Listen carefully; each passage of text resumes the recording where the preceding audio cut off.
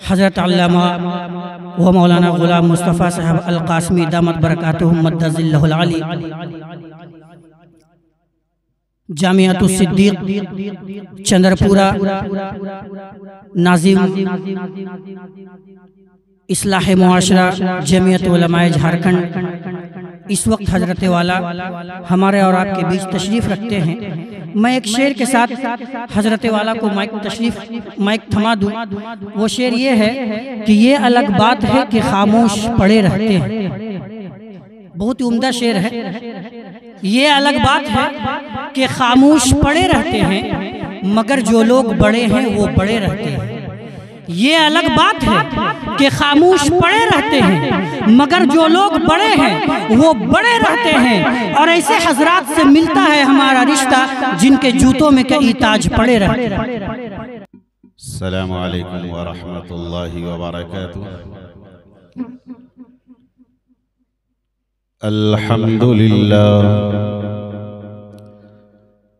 अल्हम्दुलिल्लाहि रब्बिल आलमीन वस्सलातु वस्सलामु अला सय्यिदिल मुरसलीन अम्मा बअद अऊज़ु बिल्लाहि मिनश शैतानिर रजीम बिस्मिल्लाहिर रहमानिर रहीम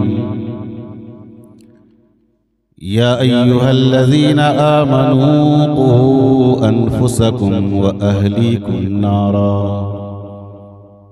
सदक़ल्लाहुल अज़ीम। इन्नल्लाह व मलाइकतहू युसल्लूना अलन नबी या अय्युहल्लज़ीना आमनू सल्लु अलैहि व सल्लिमू तस्लीमा।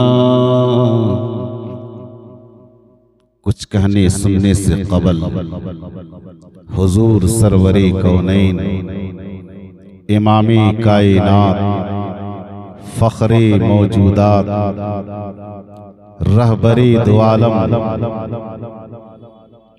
रहमतुल लिल आलमीन राहतुल आशिकीन शफीउल मुज़निबीन हम सब के आका व मौला जनाबे रसूल अकरम हज़रत मोहम्मद मुस्तफ़ा सल्लल्लाहु अलैहि वसल्लम की बारगाहे अक़दस में हदिया दरूद का नजराना पेश करे। पढ़े अल्लाहुम्मा सल्ली अला मुहम्मदिन व अला आलि मुहम्मद कमा सल्लैता अला इब्राहीम व अला आलि इब्राहीम इन्नका हमीदुम मजीद।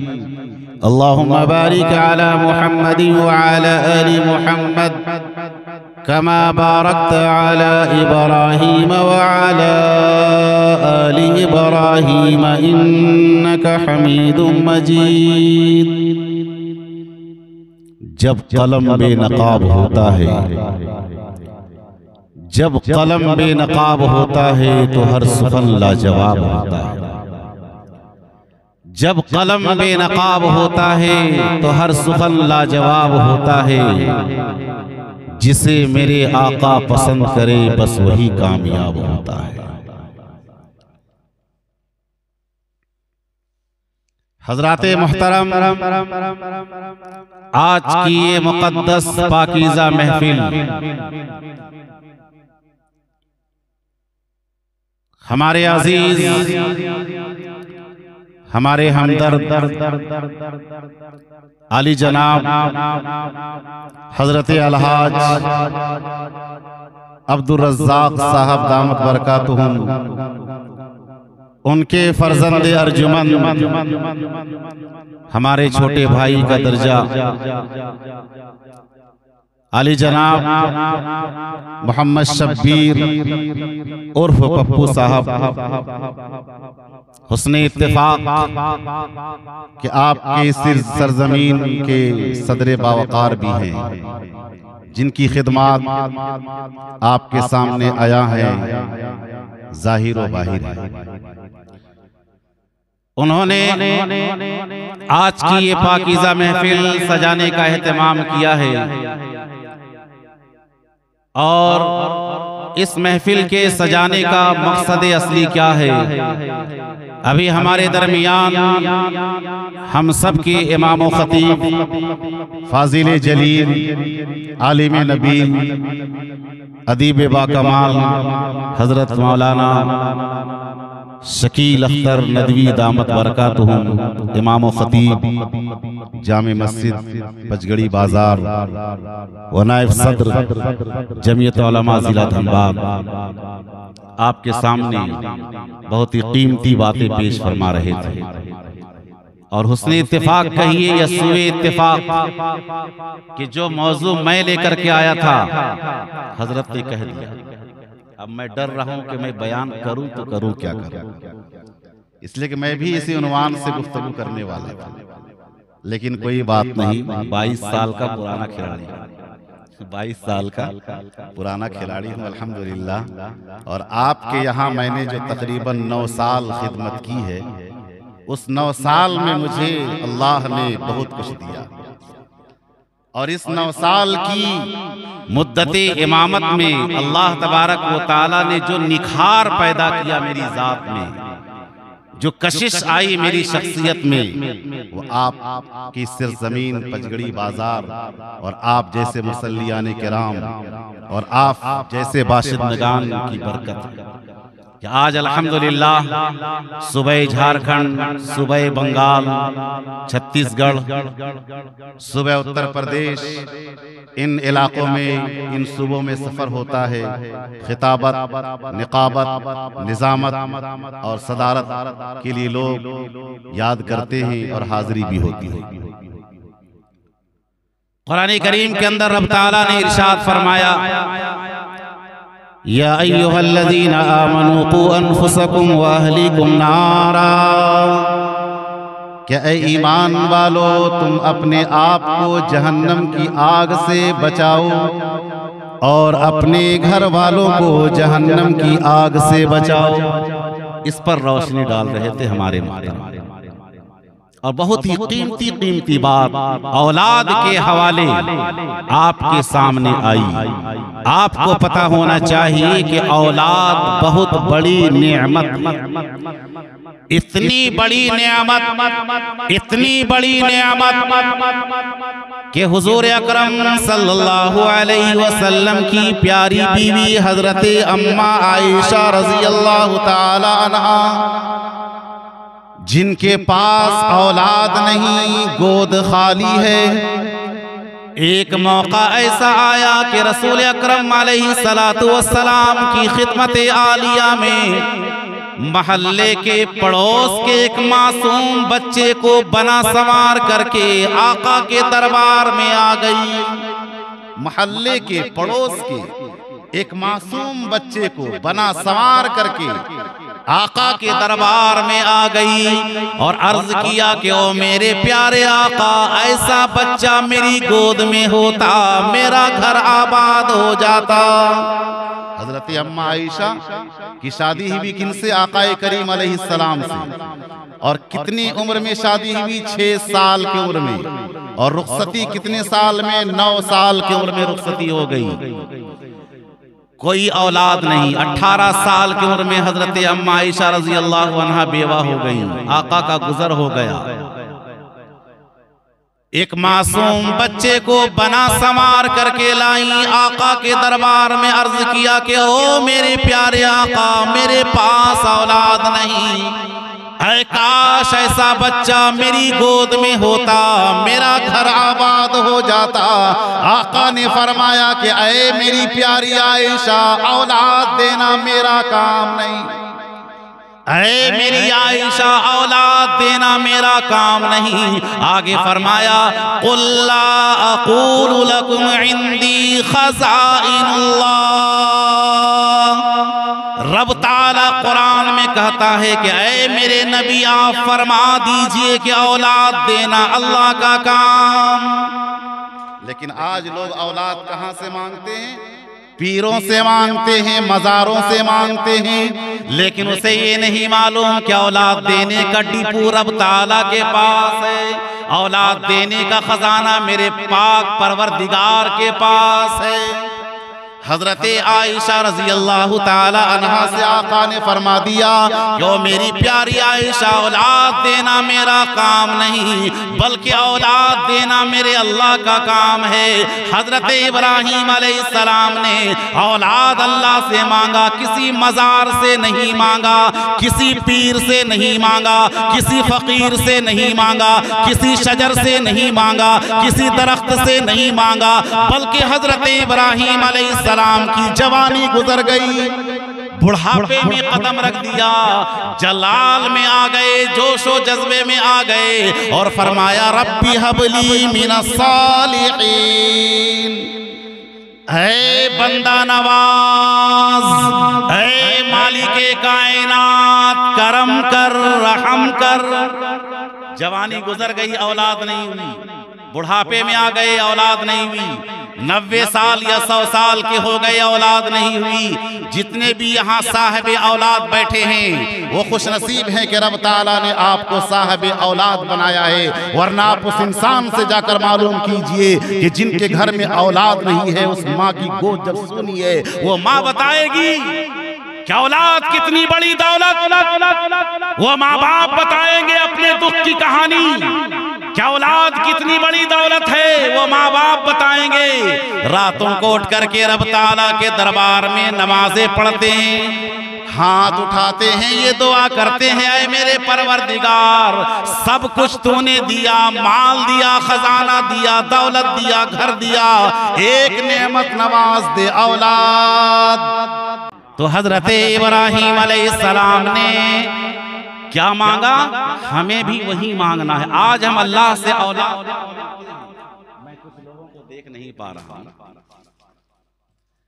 आज कुछ लोग अल्लाह से औलाद मांगते हैं, लेकिन कैसी औलाद मांगते हैं, सिर्फ औलाद, या अल्लाह मुझे औलाद दे दे।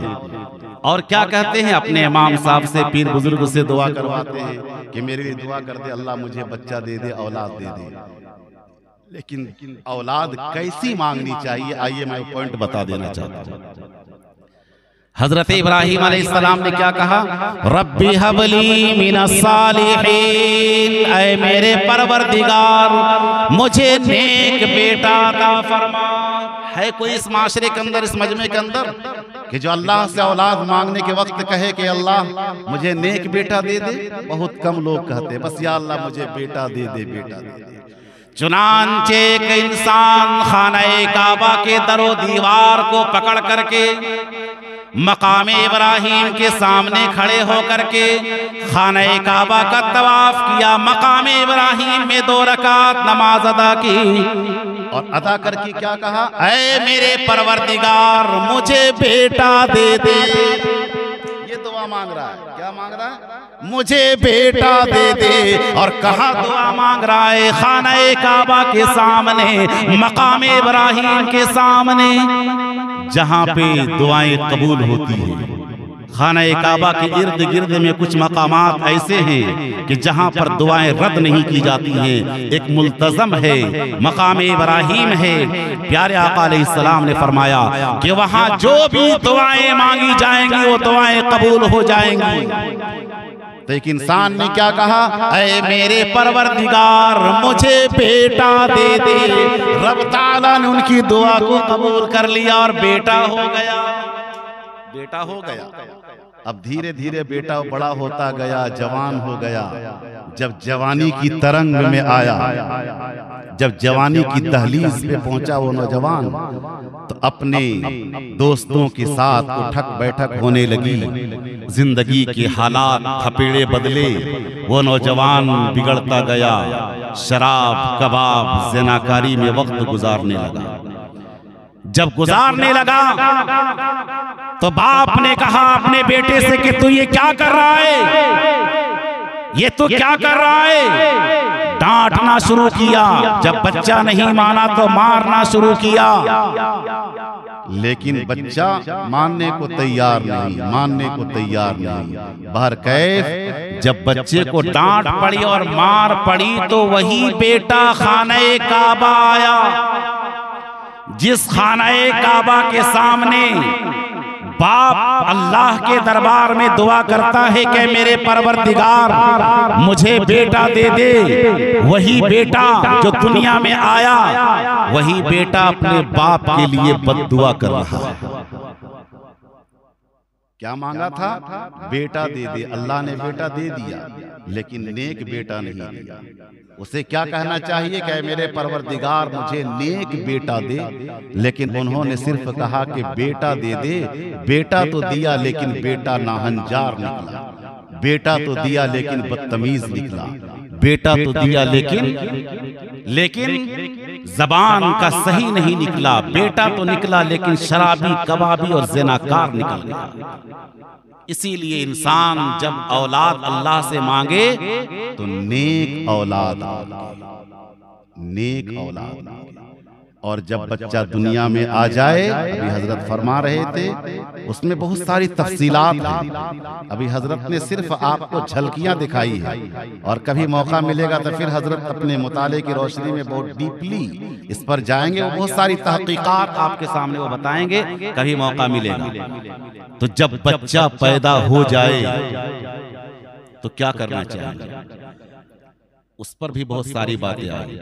सबसे पहली जिम्मेदारी माँ बाप पर क्या बनती है कि जब बच्चा पैदा हो जाए तो अच्छा से अच्छा नाम रखा जाए, अच्छा से अच्छा नाम रखा जाए। आज हम लोग नाम अपने बच्चों का ऐसा रखते हैं जो अंग्रेज अपने कुत्ते बिल्लियों का नाम रखते हैं। अंग्रेज अपने कुत्ते बिल्लियों का जो नाम रखते हैं, आज हमारे माशरे में वही नाम रखे जाते हैं। यहाँ तक के लतीफे के तौर पर आया है, एक इमाम साहब के पास एक नौजवान गए और कहा कि इमाम साहब मेरे घर में बेटा आया है, आप नाम बता दीजिए। बहुत सारे नाम बताए, हम लोगों के पास भी नाम पूछने के लोग आते हैं, नाम पे नाम बताते गए लेकिन पसंद नहीं आ रहा है। कहा कि तुम्हारा नाम क्या है? कहा कि मेरा नाम इदरीस है। तो बोला क्या किया जाए? बोला इसी के नाम पर मेरे बेटे का नाम रखना है, इदरीस के वजन पर, इदरीस के वजन पर मेरे बेटे का नाम रखना है। अब बेचारे इमाम साहब नाम पे नाम बता रहे हैं, कभी गूगल देखकर, कभी कंप्यूटर देखकर, कभी किताब देखकर, लेकिन नाम पसंद नहीं आ रहा है। तो कहा कि एक नाम जहन में आ रहा, हो सकता है वो तुझे पसंद आ जाए। कहा कि कौन सा नाम?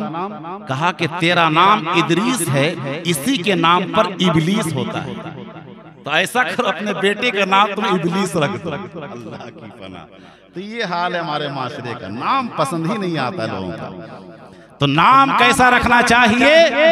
जिस नाम का ताल्लुक मजहबे इस्लाम से टकरा जाए, जिस नाम का ताल्लुक शरीयत इस्लाम से टकरा जाए, जिस नाम का ताल्लुक सहाबाए किराम की जात से मिल जाए, वो नाम अपने बच्चों का रखना चाहिए। और मैं आपको बता दूं, सबसे पाकीज़ा नाम दुनिया में अब्दुल्लाह, अब्दुल रहमान, ये सब नाम रखे। अब्द लगा करके जो नाम रखा जाता है उससे बेहतर कोई नाम नहीं।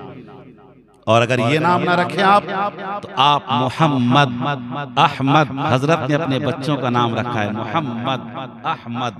मोहम्मद बड़ी शान वाला, मोहम्मद बड़ी आन वाला, वो मोहम्मद के चांद जिनकी तारीफ करे, वो मोहम्मद के सूरज जिनकी तारीफ करे, वो मोहम्मद के सितारे जिनकी तारीफ करे, वो मोहम्मद के आसमान जिनकी तारीफ करे, वो मोहम्मद के रब जिनकी तारीफ करे, वो मोहम्मद के कुरान जिनकी तारीफ करे, वो मोहम्मद के औलिया जिनकी तारीफ करे, वो मोहम्मद के अंबिया जिनकी तारीफ करे, वो मोहम्मद के औलिया जिनकी तारीफ करे, वो मोहम्मद के उलमा जिनकी तारीफ करे, वो मोहम्मद के कुरान कहता है व रफ़अना लका ज़िक्रक, ऐ मेरे नबी हमने आपके जिक्र को बुलंद कर दिया।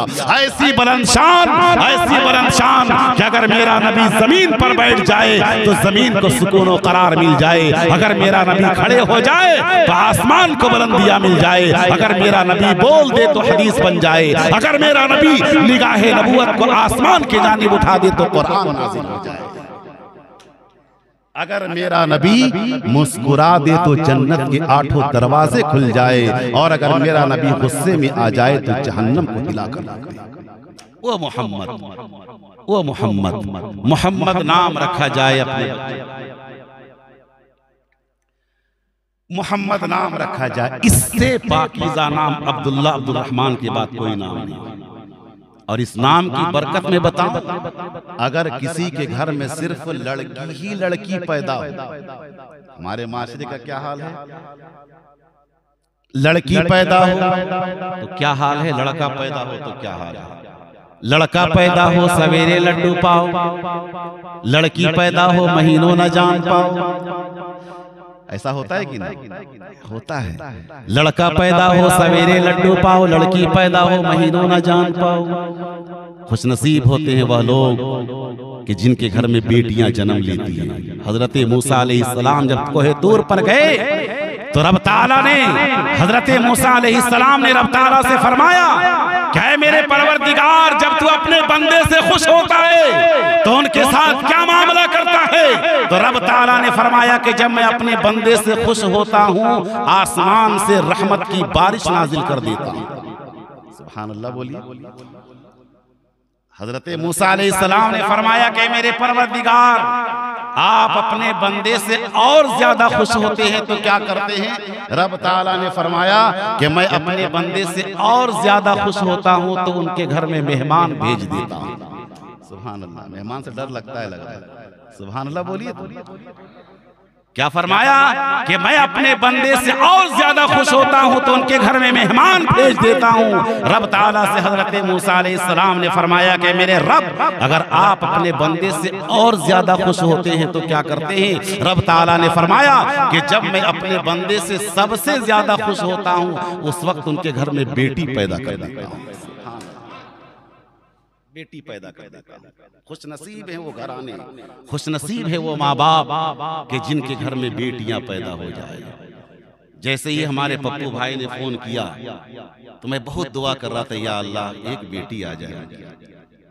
जब इनके घर में मामला हुआ सबसे पहले इन्होंने मेरे पास फोन किया, कहा कि हजरत दुआ कीजिएगा, मैं इंशाल्लाह दुआ करूंगा। नहीं, मैं दुआ ये भी कर रहा था, या अल्लाह दो बेटे तो पहले से आ चुके हैं, एक बेटी आ जाती। लेकिन इन्होंने जो खबर दी, खुशी भी हुई, लेकिन साथ साथ थोड़ी खुशी और हो जाती अगर इनके दामन में बेटी आ जाती, इनके दामन में बेटी आ जाती। इसलिए कि खुश नसीब होते हैं वो घराने के जिनके घर में बेटियां पैदा होती हैं। जिन जिन के घर में बेटियां हैं, आप उन बेटियों से मोहब्बत करें, उन बेटियों से मोहब्बत करें। इसलिए कि हमारे नबी का खानदान बेटों से नहीं चला, हमारे नबी का खानदान बेटों से नहीं चला है, बल्कि मेरे नबी का खानदान बेटियों से चला है।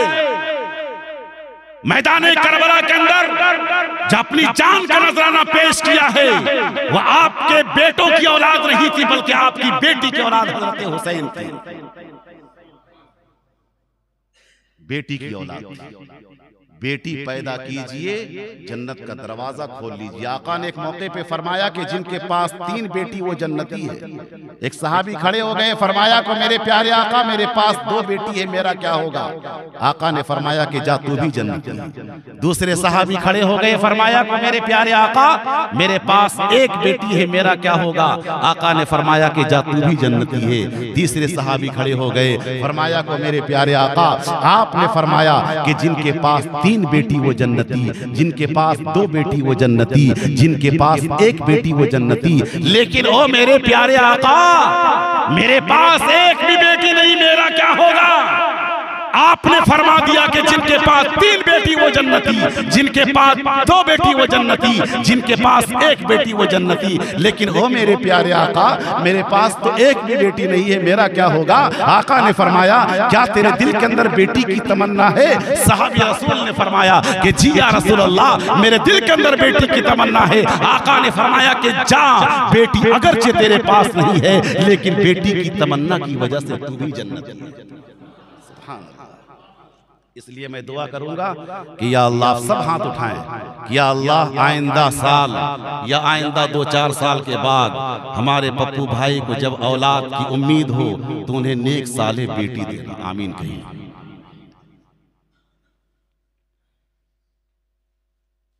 औलाद हो गई, अब उनसे मैं ये कहूंगा कि आप अपनी औलाद को नेक बनाएं। अभी मैं चलते चलाते मजमून पढ़ता हुआ आया कि अपनी औलाद को ईमान बनाने की फिक्र की जाए। अपनी औलाद को एक ईमान को मजबूत बनाने की फिक्र की जाए, जिस ईमान के लिए हजरत सुमैया को चीर दिया गया, जिस ईमान के लिए हजरत सुमैया रजी अल्लाह ताला अन्हा को चीर दिया गया, जिस ईमान की खातिर हजरत बिलाल को तपती रेत पर लेटा दिया गया, जिस ईमान की खातिर हजरत मशाता के सीने पर, हजरत मशाता कौन मालूम?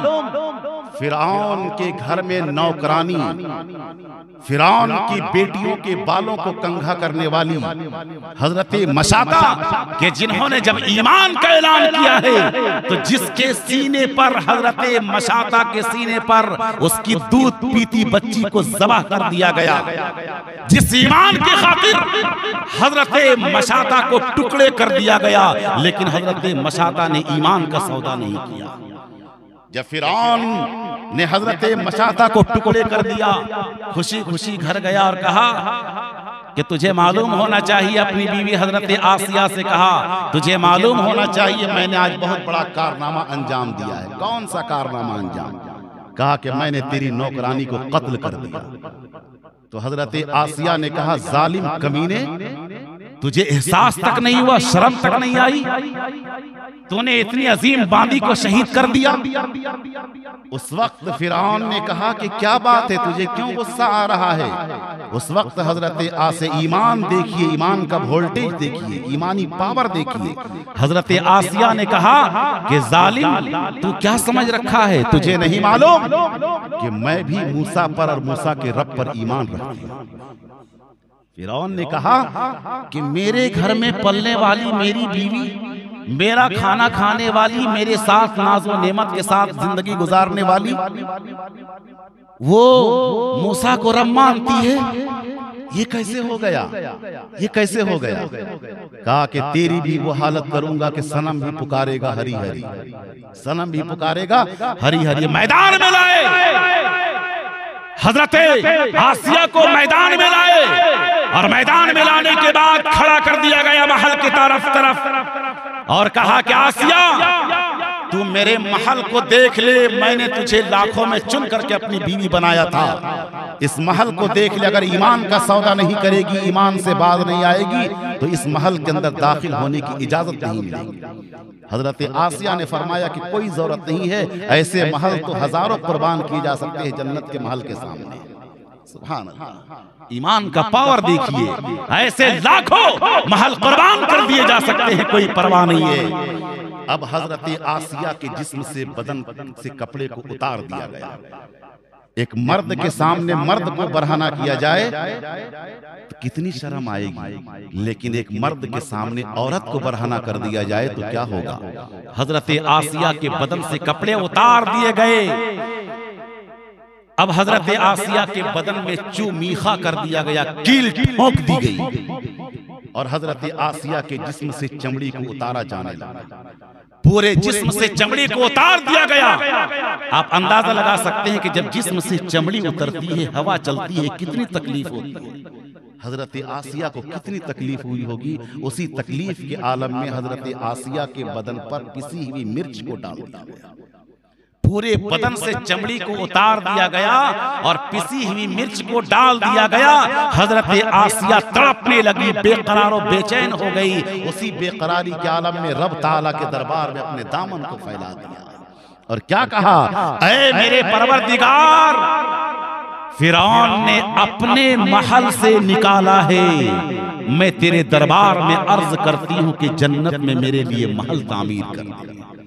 रब ताला ने उनकी दुआ को कबूल कर लिया। और कैसे कबूल किया मालूम? जब हजरत अम्मा खदीजा रजी अल्लाह ताला अन्हा का इंतकाल होने लगा, उस वक्त आकाए करीम अलैहिस्सलाम ने हजरत अम्मा खदीजा से फरमाया कि खदीजा तो दुनिया से जा रही है, लेकिन जाते जाते जन्नत में मेरी बीवी को, अपने सौतन को सलाम कह देना। जन्नत में जाते जाते अपनी बीवी को मेरा सलाम कह देना।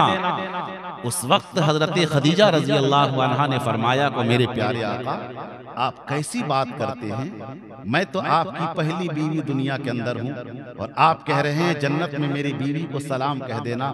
कहा कि हाँ, रब ताला ने जन्नत में हजरत आसिया से मेरा निकाह कर दिया है। अब हजरत आसिया ने क्या मांगा था? सिर्फ जन्नत में महल मांगा था, लेकिन रब ताला ने हजरत आसिया को महल भी दिया, महल वाला भी दिया, महल भी दिया, कमली वाला भी दिया। ऐसा वैसा शौहर नहीं दिया, बल्कि प्यारे आका हजरत मोहम्मद मुस्तफ़ा सल्लल्लाहु अलैहि वसल्लम को हजरत आसिया का शौहर बना दिया। ये कब होता है? जब ईमान की कसौटी मजबूत होती है। एक बात मैं कहूं कि अपनी औलाद की ईमान को मजबूत बनाने की फिक्र की जाए, अपनी औलाद को कि ईमान को मजबूत बनाने की फिक्र की जाए। अगर हमारा बच्चा का ईमान मजबूत होगा, वो गुनाहों से परहेज करेगा, वो लग़वियात से परहेज करेगा, बड़ों का एहतराम करेगा, बुजुर्गान दीन की कद्र करेगा। ईमान मजबूत होगा, बड़ों को सलाम करेगा। ईमान मजबूत होगा, कुरान की तिलावत करेगा। ईमान मजबूत होगा, नमाजों का एहतमाम करेगा। ईमान मजबूत होगा, अपने माँ बाप की खिदमत करेगा। अगर ईमान कमजोर होगा, वही बच्चा शराबी बनेगा। ईमान कमजोर होगा, वही बच्चा ज़िनाकार बनेगा। ईमान कमजोर होगा, वही बच्चा न जाने क्या क्या बनेगा, हम समझ भी नहीं सकते। इसलिए बुजुर्गों, दोस्तों, हम अपने बच्चों को के ईमान को बनाने की फिक्र करें। अल्लाह तबारक व तआला ने जिन जिन को साहब औलाद बनाया है, वो रब ताला के दरबार में दुआ करें कि मेरे परवरदिगार, मैं बहुत ही खुशनसीब इंसान हूँ कि तूने मुझे साहब औलाद बनाया है। और जिनके घर में औलाद नहीं है, वो भी अल्लाह से दुआ करे कि ऐ मेरे परवरदिगार, मुझे नेक साले औलाद दे दे, ताकि वो दीन का दाई बन सके, इस्लाम का गाजी बन सके, इस्लाम की रहनुमाई कर सके। मेरे बुजुर्गों, दोस्तों, मैं दिल से दुआ करता हूँ जनाब शब्बीर भाई कि जो 3 बच्चे दुनिया में तशरीफ लाए हैं, वो मासूम बच्चे, उन तीनों बच्चों को रब ताला इस्लाम का दाई बनाए, इस्लाम का मुबल्लिग बनाए। उन तीनों बच्चों को नेक दीनदार बनाए और कौम का रहबर बनाए। रब ताला हमें और आपको इन सब बातों पर अमल करने की तौफीक इनायत फरमाए। आमीन व आखिर दावाना अनिल हम्दुलिल्लाह।